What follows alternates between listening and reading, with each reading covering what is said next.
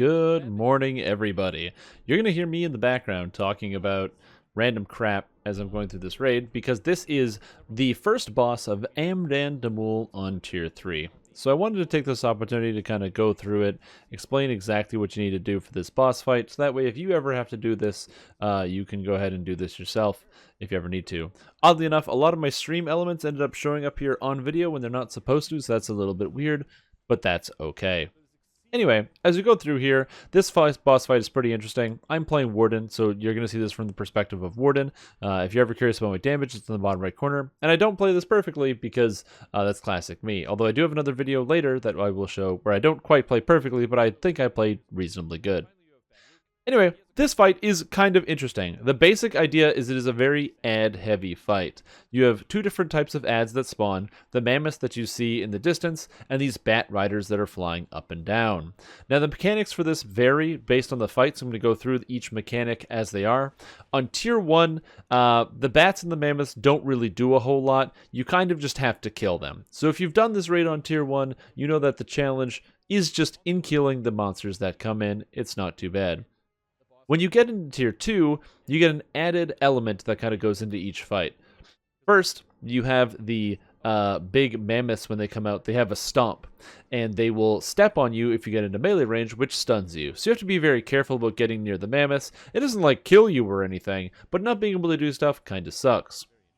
On top of that, these bats also have a firebomb that they drop on the ground. The firebomb is a spell that they cast, and so you have to interrupt it. On Tier 2, you have to make sure you're paying attention to this and interrupting it, but even still, it's not too bad. On Tier 3, the mammoths that are here get a new attack called Pinning Spear, in which they throw a spear and they pin somebody to the ground, preventing them from moving. Very similar to when Shelob webs someone. So, in this fight here, you're going to notice that we're trying to kill the mammoths first, as they're exceedingly dangerous. However, they're not the only thing. The bats also get a new ability on Tier 3. They have a special toxic bomb that they will throw out on you. First, they target a player, and they start casting a spell. Unlike a regular spell, you can't interrupt the spell that they cast. Instead, you can only stun them to stop them from doing it. If they decide they're going to cast on somebody, they pick someone, and then that person gets an eye over their head. So when you get the eye, you usually have to get out of the raid, because if you drop the poison pit, it slows everyone and does a whole bunch of damage. It is important to note that there are additional mechanics in the higher tiers. I'm not going to be going through those in this video, just those are the basic three you have to pay attention to. So what it means is, the more bats are alive, you can keep stunning them, but they're going to be casting these spells that you have to deal with. On top of that, the mammoths that are present are dealing extremely high, not like amount of damage, but they're a high amount of nuisance, as every time they pin somebody, that is a massive amount of health, as each pin happens to have, I think, 3 million health, or almost 4 million on Tier 3, so you have to be chunking through this pin, and that's damage you're not doing to the boss. Now, of course, there is Bardruhk, the Kill Beast. This boss is a little interesting. He has a couple different abilities that you need to pay attention to. For starters, he has a special bleed mechanic. The way that it works is that he will hit somebody, and then after he hits them, he applies a bleed to them. And then so that whoever that person is starts taking additional damage. It lasts a whole minute, and he only does it once every minute. However, if he hits the person who's bleeding, he gets kind of like a blood frenzy mechanic. This is on Tier 3, by the way. He doesn't do this on the lower tiers. This is Tier 3. Even on Tier 2, Bardruhk doesn't really have a lot of mechanics. Actually, now that I think about it, I don't even know if he has the bleed mechanic on Tier 2. He might. But anyway, either way, he has a bleed that he puts on, might be on Tier 2, and you just have to make sure that if somebody gets it, they don't want him to attack them. Because if he attacks the person who has the bleed, he gets kind of like a blood frenzy going on, so he suddenly gets more damage, and that damage buff lasts quite a long time. So the strategy is you have somebody who is not the tank, who taunts the Bardruhk, then he goes and slaps them and they get the bleed, and then the tank taunts them back and holds onto the monster, and thus the bleed is not on the tank, and the monster does not get buffed. And then once that minute is up, the person who had the bleed before taunts the boss, it gives them the bleed again, and vice versa. However, as players who are not doing this whole thing, we have to deal with extra attacks, such as Thrash. Thrash is a special mechanic that is specific to Tier 3 of the Threshold. The way it works is he does a big charge up, just like so, and hits everybody that's around him. It's not a big deal. As you saw, it did a little bit of damage to the raid, but honestly, it didn't matter too much. However, it does quite a bit of damage if he is buffed up, which is why you need to make sure he does not get that special buff from hitting the person with the bleed. On top of that, he has a big slam where he knocks some people back. But other than that, that's pretty much it. Bardruhk hits the tank, he has a bleed, and he is got his thrash, and he has his knockback. And that's basically it. That's all he's going to do for pretty much the entire fight.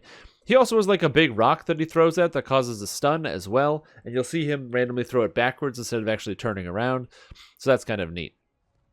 Now, what is the role of everyone in the party? As you can see, these ads literally never stop coming, and I now have a pinning spear in me. This is a problem. I'm standing far away from the group, we're supposed to stay as a pack, and I'm now really far away. So I had to tell my friends, hey, I have a pinning spear, and now people are running out to kill it. This thing has a ton of extra health, so it takes quite a while to kill. So I'm literally just chilling until somebody can free me, and I can't do anything in between that time. So as a result, this is a fight that is extremely focused on killing ads as fast as possible. That's effectively the goal, is to just try to kill as many ads as you can. As long as you keep them down, you're not getting overwhelmed. So the second that they come in, you've got Burglar who's stunning them, champions who are stunning them, and they're just full swapping to the ads to kill them. On top of that, similarly with the mammoths, you have people that are full swapping to the mammoths. The hunters, as second the mammoths come out, start zeroing in on the mammoths, and the champions, when possible, and any other melee are going to start doing stuff and trying to kill them. But it's important to note that the mammoths, unfortunately, have that melee stun, so it can be quite difficult to actually get on the mammoths right away as a melee until it's in position around the tank, where you can do a very delicate dance of being close enough to hit it, but not so close that you end up getting stunned. It's also weird because the stun of the mammoth extends out the back, so you want to be on the side of it or even in front of it, but standing behind it usually gets you stunned pretty easily, even at a range you don't think you normally would. Now, what is my role in all of this? Well, I'm playing as the Warden, and Wardens are a dot class, as you saw in my Shelob video if you watched that one already. And as a dot class, my job is literally just to hit the boss the entire time. And that's literally all I'm doing. Except I got pinned again. Oh golly, second time. Anyway, I got pinned, so I'm not doing that right now. But my job is to hit the boss and do nothing else. It's one of the things that if you like to do that, then Warden is definitely the class for you, because you get the opportunity to kind of just attack the boss and never really worry about doing anything else. It's kind of neat. It's not something I intimately love. I'm okay with doing that, but I much prefer getting a little bit of variety in what I'm doing, sometimes having the role of the champion here, stunning bats as they come in and dealing area of effect damage. So as I said, you're going to notice people are getting knocked back all the time. There's a lot of area of effect damage in here, but it gets significantly worse. We did a really good job of keeping everything out, but as you can see on my head, I have a little bit of a green eye above me. That means a bat is casting a spell, and for some reason, I didn't notice or move, so now there's this poisonous sludge everywhere. All of a sudden, everyone in it is taking a bunch of damage, and it slows. Now, the mammoth stomps some people inside the sludge, which is stunning people. Now, I didn't move out of the sludge right here, mostly because our healing, was extremely high, and so other people had the power to keep me powered up through it, so I didn't need to worry about moving out of the sludge, which would have been a reduction in my DPS. And I just went back into the sludge because I'm like, I have to hit the boss, I gotta be in range, so that's fine. Important note that even after the sludge looks like it disappears, it hasn't, it's still on the ground, so you gotta be careful. And now someone behind me has an eye, and they're running away. Usually, you don't run away when you get the eye, because somebody is supposed to stun the bat that it is doing it.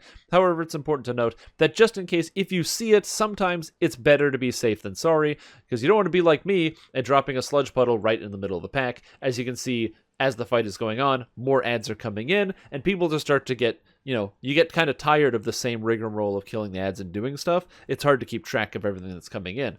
So eventually, these ads are going to get some spells off.